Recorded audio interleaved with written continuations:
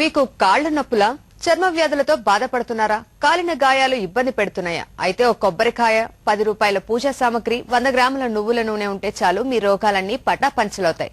వ్యాధులు నయం చేయడానికి ఈ పూజా సామగ్రికి సంబంధం ఏంటనేగా మీ సందేహం? ఈ విషయం తెలుసుకోవాలంటే చిత్తూరు జిల్లాకు వెళ్లాల్సిందే.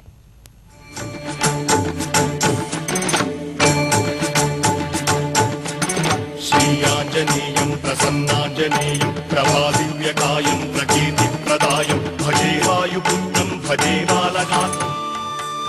ఇది చిత్తూరు జిల్లా చెరువు ముందర పల్లెలోని ఆంజనేయ స్వామి దేవాలయం. లక్ష్మణుడు మూర్చబోయినప్పుడు సంజీవిని పర్వతాన్ని తీసుకెళ్తూ హనుమంతుడు ఇక్కడ తన పాదం మోపాడని భక్తుల విశ్వాసం. ఇక్కడ ఇప్పటికీ స్వామివారి పాదం భక్తులకు దర్శనమిస్తూనే ఉంది. అలాగే స్వామి పాదముద్రపై నమస్కరిస్తున్నట్టుండే ఆంజనేయ స్వామి రూపం కూడా దర్శనమిస్తుంది. ఎన్నో ఏళ్లుగా ఇక్కడ కొండపై స్వామి పాదం ఉన్నా ఎవరూ పట్టించుకోలేదు. అయితే ఇదే గ్రామానికి చెందిన మురుగయ్యకి కలలో దేవుడు కనిపించి తన పాదం గురించి వివరించడంతో ఆయన గుడి కట్టించి నిత్యం పూజలు చేస్తున్నాడు. స్వప్నంలో వచ్చి కాలుదారంటే వెళ్తే 5 ఏ చెట్లు ఉంటది. చెట్ల దగ్గర వేసి తూర్పు తిరిగి కుడివైపు చూడు పెద్ద గుండు ఉంటుంది. గుండు చుట్టూ 5 వేప చెట్లు ఉంటది. 5 వేప చెట్ల మధ్యలో ఒక గుండు ఉంటుంది. ఆ గుండు మధ్యలో కాలుభాగం గుండు పగిలిపోయింటుంది.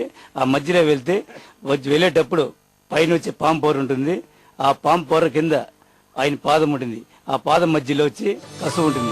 ఇక దీర్ఘకాలిక వ్యాధులతో బాధపడేవారు, కీళ్ల నొప్పులు, చర్మ సంబంధ వ్యాధులతో ఇబ్బంది పడేవారు ఇక్కడికి పెద్ద ఎత్తున వస్తుంటారు. స్వామి పాదంపై పూజ చేసిన నువ్వుల నూనె తాగినా, శరీరానికి పూసుకున్నా తమ జబ్బులు నయమవుతాయంటున్నారు.